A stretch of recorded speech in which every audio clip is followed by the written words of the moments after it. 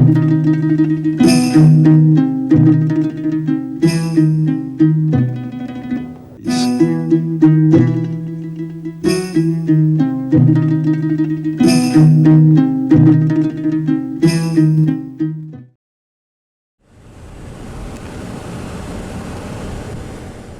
দর্শক, আজকের কাফেলে আপনাদেরকে নিয়ে রওনা হলাম হজরত আবুল আব্বাস আল মুরসি রহমতুল্লাহ আলের পবিত্র মাজার জিয়ারতে।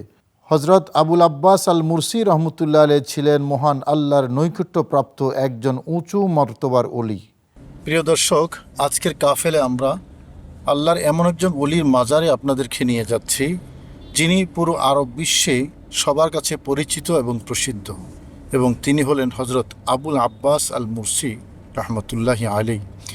এবং ওনার পাশেই আরেকজন বিশিষ্ট আল্লাহর ওলি শুয়ে আছেন, যাকে আলেম ওলামা নির্বিশেষে সকলেই চেনেন এবং জানেন। কসিদা বরদা শরীফের লেখক তিনি হজরতে ইমাম শরফুদ্দিন বুসিরি রহমতুল্লাহ আলাইহি। এ দুজনই শুয়ে আছেন মিশরের আলেকজান্দ্রিয়ার শহরের একেবারে প্রাণকেন্দ্রে। আজ আমরা আপনাদেরকে এই দুইজন মহান আল্লাহর ওলির দরবারে নিয়ে যাচ্ছি। আরব বিশ্বের বিখ্যাত শাহজুলিয়া তরিকার তিনি দ্বিতীয় সর্বোচ্চ প্রধান ছিলেন। তাকে চেনে না বা তার নাম শুনেনি এরকম মানুষ আরব বিশ্বে খুব একটা পাওয়া যাবে বলে মনে হয় না। মিশরের রাজধানী কায়রো থেকে 220 কিলোমিটার দূর বন্দরনগরী আলেকজান্দ্রিয়ার ভূমধ্য সাগরের পাড়েই অবস্থিত হজরত আবুল আব্বাস আল মুরসি রহমতুল্লাহ আলের পবিত্র মাজার। এই এলাকাটিও আবুল আব্বাস আল মুরসি রহমতুল্লাহ আলের নামেই পরিচিত। প্রিয় দর্শক, শুধু মিশরই নয়, পুরো আরব বিশ্বের যে কোনো দেশে, এমনকি আফ্রিকার মুসলিম দেশগুলোতেও যদি শুধু আবুল আব্বাস আল মুরসি উচ্চারণ করেন, তবে যে কেউ আপনাকে এই মহান মনীষীর মাজারের ঠিকানা বলে দেবে। মহান আল্লাহর এই অলির মাজারের পাশে দৃষ্টিনন্দন বিশাল এই মসজিদটি আবুল আব্বাস মসজিদ নামেই সবার কাছে পরিচিত। সারা পৃথিবীতে যেখানে মাজার আছে তার প্রায় সবকটিতেই সাথে একটি মসজিদ পাবেন। মূলত মহান অলিগঞ্জে মহান আল্লাহর ইবাদতের দিকে মানুষকে আহ্বান করেন। প্রতিটা মাজারের পাশে মসজিদের উপস্থিতি তারই বড় প্রমাণ। হজরত আবুল আব্বাস আল মুরসি রহমতুল্লাহ আলাইহির মাজারের পাশের এই বিশাল মসজিদটি যে কারো দৃষ্টি আকর্ষণ করবে। আমরা মাজার জিয়ারত করতে এসে প্রথমে মসজিদটি দেখে অভিভূত হই।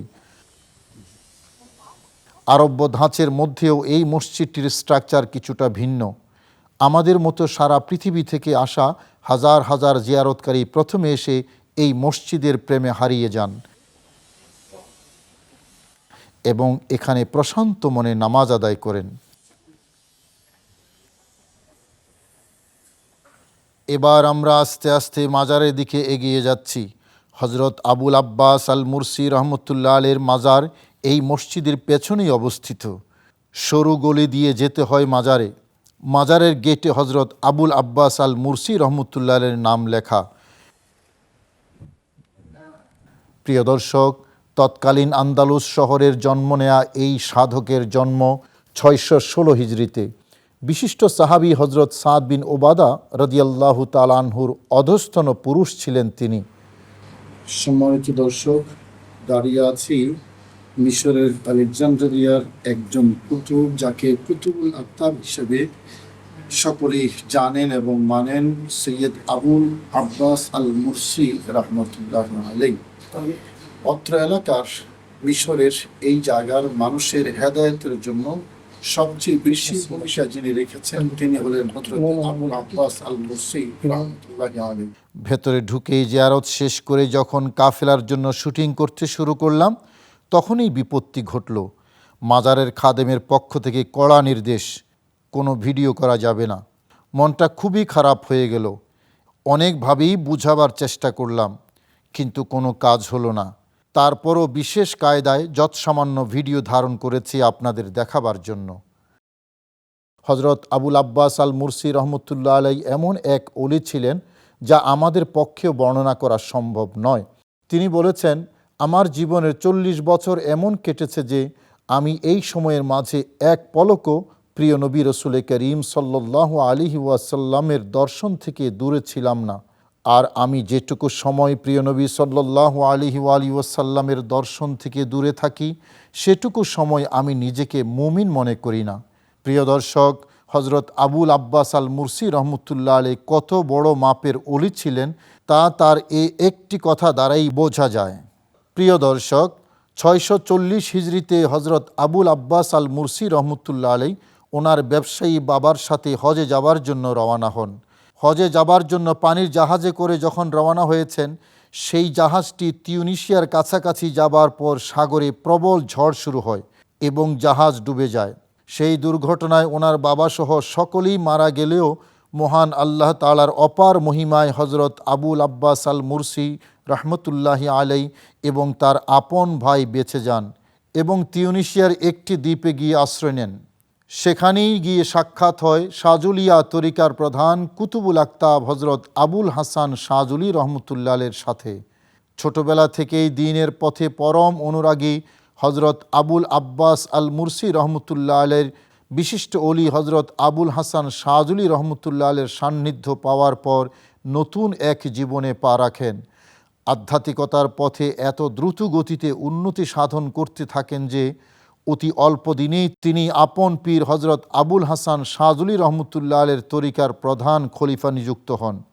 642 হিজরিতে আপন পীরের সাথে তিনি মিশরের আলেকজান্দ্রিয়ায় আগমন করেন এবং জীবনের শেষ নিঃশ্বাস পর্যন্ত এখানেই ইবাদতে এবং ইসলামের খেদমতে মশগুল থাকেন। ইন্তেকালের পর তাকে এই জায়গায় দাফন করা হয়। মহান আল্লাহ তাআলা বুজুর্গ এই অলির রুহানি ফয়েজ আমাদের সবাইকে নসিব করুন, আমিন।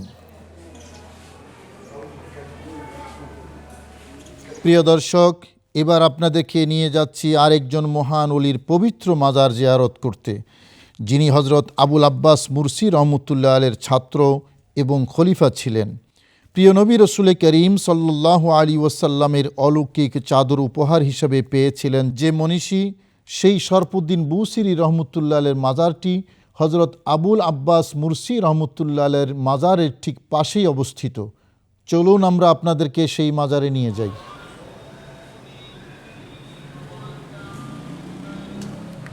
ইমাম শরফুদ্দীন বুসিরি রহমতুল্লাহ আলাইহির প্রসিদ্ধি আরব বিশ্বে অনেক ব্যাপক। তিনি সবচেয়ে প্রসিদ্ধি পেয়েছেন স্বরচিত আরবি কবিতা কাসিদে বরদার কারণে। অসুস্থ বুসিরি এই কবিতা পাঠ করেই মহান আল্লাহ তাআলার দরবার থেকে আরোগ্য লাভ করেন। এই কবিতা পাঠ করেই প্রিয় নবী রসুল করিম সাল্লাল্লাহু আলাইহি ওয়াসাল্লামের দিদার পেয়ে ধন্য হয়েছেন এবং অলৌকিক বরদা লাভ করেন। আরবি ভাষায় চাদরকে বরদা বলা হয়। রসুল করিম সাল্লাল্লাহু আলাইহি ওয়াসাল্লামকে স্বপ্নে দেখেছেন এবং পেয়ারা নবী রসুল করিম সাল্লাল্লাহু আলাইহি ওয়াসাল্লাম থেকে এই অলৌকিক চাদর মোবারক লাভ করেছিলেন।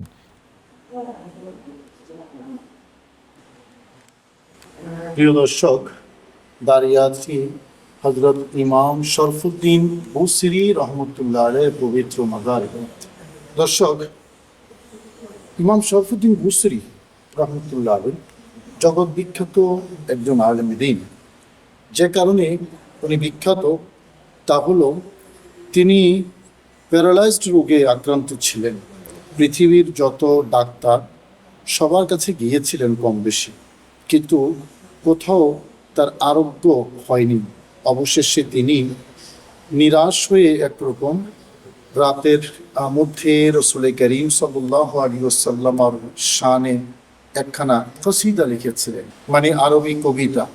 তিনি সেই কবিতাটা পাঠ করে করে একসময় তিনি ঘুমিয়ে পড়েছেন। এই ঘুমন্ত অবস্থায় তিনি রসুল করিম সাল্লাল্লাহু আলাইহি ওয়াসাল্লামকে স্বপ্নে দেখেছেন। নবীজি একখান চাদর মোবারক নিয়ে এসেছেন এবং চাদর হজরতে ইমাম শরফুদ্দীন বুসিরি রহমতুল্লাহ আলাইহির ঘুমন্ত অবস্থায় তার গায়ের উপর দিয়েছে। দেওয়ার সাথে সাথে তিনি আরোগ্য লাভ করেছেন। রসুল করিম সাল্লাল্লাহু আলাইহি ওয়াসাল্লাম গায়েব হয়ে গেলেন, সবটাই স্বপ্নে। তিনি হঠাৎ করে জেগে উঠেছেন এবং জেগে উঠে দেখলেন রসুল করিম সাল্লাল্লাহু আলাইহি ওয়াসাল্লাম আর দেয়া পবিত্র চাদর মোবারক ওনার গায়ে, এবং তার গায়ে কোনো অসুস্থতার চিহ্নটুকু নেই। কিন্তু পেয়ারা নবী রাসূল করিম সাল্লাল্লাহু আলাইহি ওয়াসাল্লাম গায়েব, কারণ সেটা ছিল স্বপ্ন। নবীজিকে কেউ যদি স্বপ্নে দেখে আসলে বাস্তবেই দেখে, এটা রাসূল করিম সাল্লাল্লাহু আলাইহি ওয়াসাল্লাম বলেছেন। বাকি যেই চাদর মোবারক দিয়েছেন সেই চাদর মোবারক কিন্তু তিনি পেয়ে গেছেন। আরবিতে চাদরকে বরদা বলা হয়। যেই আরবি কবিতা লিখে, কসিদা লিখে তিনি নবীজির কাছ থেকে বর্দা লাভ করেছেন। সেই কবিতাটা পরবর্তীতে কসিদায়ে বর্দা হিসাবে সারা পৃথিবীতে প্রসিদ্ধি লাভ করেছে। এবং কবিতার জগতে বালাগাত, ফাসাহাত মানে কবিতার উচ্চাঙ্গের যেই রচনার শৈলী, এটার যদি কোনো উদাহরণ দিতে হয় তাহলে ইমাম শরফুদ্দীন বুসিরি রহমতুল্লাহ আলের এই কবিতাকে প্রবাদ বাক্য হিসেবে, উদাহরণ হিসেবে উপস্থাপন করা হয়। যিনি রসুল করিম সাল্লাল্লাহু আলাইহি ওয়াসাল্লামের পক্ষ থেকে স্বপ্নে বাস্তব চাদর মোবারক পেয়েছেন, সেই শরফুদ্দীন বুসিরি রহমতুল্লাহ এখানে শুয়ে আছে। প্রিয় দর্শক, হজরত ইমাম শরফুদ্দীন বুসিরি রহমতুল্লাহি আলাই কাসিদে বর্দার কারণে প্রসিদ্ধি লাভ করলেও তিনি শুধু একজন কবি ছিলেন তা কিন্তু নয়, তিনি সমসাময়িক যুগের অন্যতম শ্রেষ্ঠ আলেমও ছিলেন এবং বড় মাপের একজন সুফি সাধক ছিলেন। মিশরে, বিশেষ করে আলেকজান্দ্রিয়ায় ইসলাম প্রচার ও প্রতিষ্ঠার ক্ষেত্রে ইমাম শরফুদ্দীন বুসিরি রহমতুল্লাহ আলের ব্যাপক ভূমিকা ছিল। আজ আমরা এখানে এসে তার সেই অবদানের কথাই শ্রদ্ধা ভরে স্মরণ করছি।